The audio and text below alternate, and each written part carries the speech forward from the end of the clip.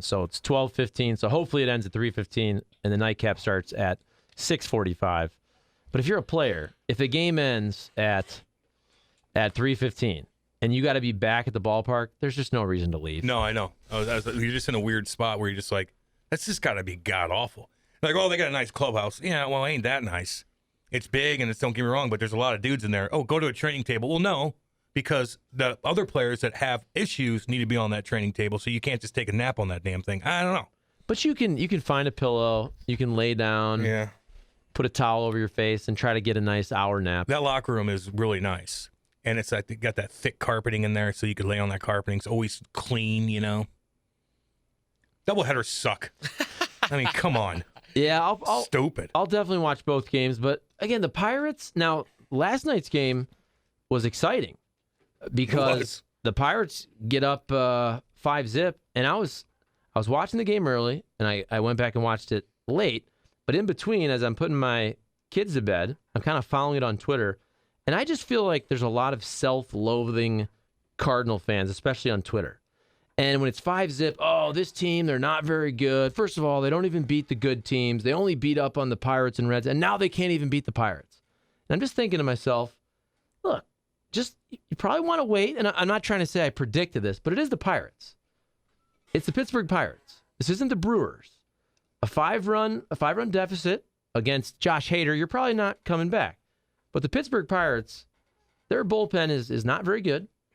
And I just saw all these people ripping on the Cardinals when it's 5-0. I'm like, it's wait. Easy. It's easy to do that. I know, but the game's not even over. It's like people that, it always bothers me when I see people who gamble on a game, and when it's looking really good for them at halftime or third quarter, they start bragging about it. And I'm just thinking to myself, I would never do that because you're going to jinx yourself.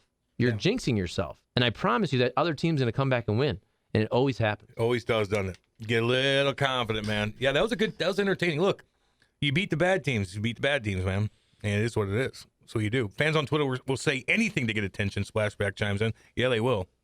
But I think they also mean it. I think there are a lot of people that it's more fun for them to criticize the Cardinals than it is to enjoy the successes. And I think some of that is because the expectations for the Cardinals, they're so high because they've been so good for so long that a team that wins 88 games to 90 games, whatever it is, and makes the playoffs, let's say 2 out of every 3 years or 6 or 7 out of 10 years, we've gotten to a point where we're kind of bored with that. Yeah.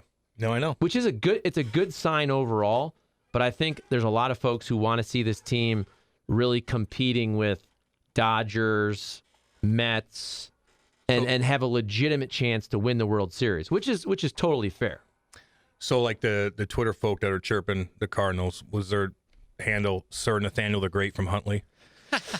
No, was he doing that? Did you? No. Are you even on Twitter? Barely. Yeah, it's probably for the best. I mean, And, I would say this, though. Some of it I feel is slightly justified only because I don't know. This Cardinals team is hard to evaluate right now. They're in first place, but they're winning games that you feel like if they were going up against tougher competition, they would not win. Like in that Cubs series, they won 2 games when they went to extra innings, and as the road team only scored 1 run. And I think in one of those games, they didn't even score a run when you had the automatic runner on second base. And those both turned into wins. The winning percentage, when you don't score that run in the top of the 10th inning with an automatic runner, like you should lose that game. yeah. But they didn't. And then last night, you're down 5-0 in the 6th inning, like against a competent team that didn't suck. You're not winning that game. You're not beating the Dodgers down 5-0 in the 6th. So They're squeaking by against crappy teams, too. yeah, but at the same time, they won the game. I So, know. enjoy it. Like, it was awesome. Carlson hits a 3-run home run, and then Goldschmidt does his Play thing. that mug. You want to hear it? Yeah, damn Here right. you go. Here's Carlson's big homer. And Dillon hits a high fly ball in the deep Yeah. It is gone! It is. Opposite field, bombed by Carlson. One swing, and he's tied it. And 5-5. then the go-ahead homer in the bottom of the 7th inning. 3-2 Oh. pitch, driven out to deep left. This Go, may be go, it. go. It's It's out of here. First lead. Get up, baby. Goldie with home run number 30. it up. Of course, Dan McLaughlin there, Bally Sports. God, is he Midwest. good. Danny boy. Damn right he is. Man, oh man. I just hope Dylan Carlson and everybody realizes, those young kids that are playing for the Cardinals, when you hit a home run at Busch Stadium, that's like the Mecca, dude. Like maybe New York, maybe LA, but like just remember what you have there and how unbelievable that is. It's like it's like scoring a Game 7, like Patty Maroon go. Everybody celebrates like they did 3 years ago when Patty did that in overtime. Well, maybe not that crazy because I was flying over things. Losey was doing whatever. But my point is, like, I see some of these other ballparks when guys hit bombs, and it's just like, a Busch Stadium, dude. Even if it's not packed, it's just electric. It's different. It's like you're playing in the pros compared to some of these minor league towns, man. Like, you go hit a bomb in Pittsburgh, no one does anything. How about Tampa the other day? Nothing. There's no energy. Nothing. It's so bizarre. Just remember what you got here. Just remember that. And I got to say that. I'm not even a baseball guy, but I see that, man. They got it good. Insane. Not to mention you are a straight-up celebrity walking around on water. As you should. Damn right. I think this Cardinals team, so they're in first place. The Central's not fantastic. And I also think the Brewers, like with Brandon Woodruff, he's got the deal where he's got the cold fingertips. I mean, he's one of their best pitchers. You don't know what's going to happen with him. Their lineup has been a little banged up. They don't have a really consistent offense. They hit a ton of home runs. I did think before the season, I thought the Brewers would win the division. But as you're watching here, you're 62 games into the season. The Cardinals still aren't healthy. And I think, whether they win the division or not, I think this Cardinals team is going to be more built for the playoffs than the regular season because I think they have really good top-end relievers, but they don't have a ton of depth right now in the bullpen. But if you get to a playoff series, if it ends up being you're using Ryan Helsley a lot, Palante a lot, Genesis Cabrera, and you don't have to use, let's say, 6 relievers as much. You can use more like 4. And the other thing with the Cardinals rotation, if Flaherty's healthy, I think you would like to enter a series with a Flaherty, with a Waino, with a Michaelis, whatever happens with Hudson. But if you only need to use 3 or 4 starters, and then, man, these position players, now that you have Tyler O'Neill back, Dylan Carlson back, when you add in the Yepez's of the world, Brendan Donovan, he can play everywhere. Tommy Edman can play everywhere. Even if Juan Yepez ends up being a bench bat, even if Albert Pujols is a strictly left-handed weapon, platoon guy off the bench, this Cardinals team is so much different than last year. If they all stay healthy in a postseason run, they will actually have damage and options on the bench. They should have a power threat coming off versus a righty versus a lefty. You're going to have games where Albert Pujols doesn't start, potentially. You're going to have games where Juan Yepez can be a guy coming off the bench. You have a pretty good platoon lineup, right? I mean, you have multiple switch hitters. You have guys who can move around. Last year, the Cardinals had no bench. Yeah. They had nobody. They had nobody that you could bring off to pinch hit that scares you at all. And look at the teams that win. Jock Peterson last year, how many times did he come off the bench and hit a pinch hit home run in the postseason? Like, you need to be able to have those options late. The Cardinals did not have that last year. And I think if everybody stays healthy, they should have a really deep group of position players. Right on, right on. Do we got Randy on? Randy? Yeah, how you doing there, guys? What's There he is. up, buddy? Hey, Charlie, I want to ask you a question there. I know you got Toledo roots, right? I do. Toledo. Those are my roots.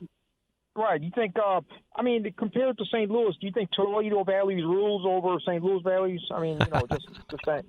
Great question. Well, I got to go with Toledo just because I'm from there, but I love St. Louis, of course. Yeah, I grew up in Chillicothe, Ohio, so I don't know. Oh, yeah. Kind of, yeah. But anyway, hey, let me go back real quick there. If the Cardinals are supposed to make the playoffs, so I guess they'll make the playoffs. They made the wild card last season, right? I mean. Yes. We don't consider that the playoffs, though. Right. Okay, but my point is, though, the pitching is so abysmal, and does the Cardinals have assistant hitting director? I mean, instructor besides whoever they got that Jeff?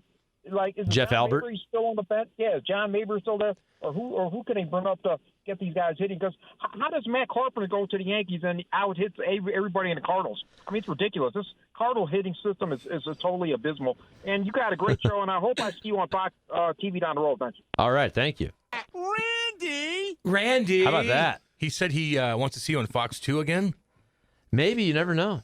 I'll make a guest appearance. I was going to say a guest appearance. Is John Mabry still with the Royals? Yes. I had to check. Yeah, John Mabry is with the Royals. You got Jeff Albert here.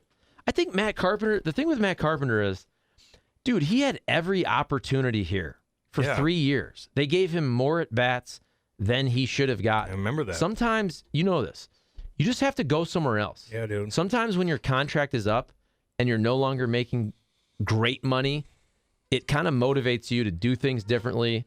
He found his swing. He kind of talked to Matt Holliday and Joey Votto, and it didn't work at first, but now it's working. So who knows? It's not going to last like this, by the way. I mean, I'm very happy for Matt Carpenter. Matt Carpenter's batting, we read it earlier. He's batting like .333 with a crazy on base, with an unbelievable slug in 30 plate appearances. He's going to come back to earth. Now, I hope he's really good this year. But he had this in him. Yeah.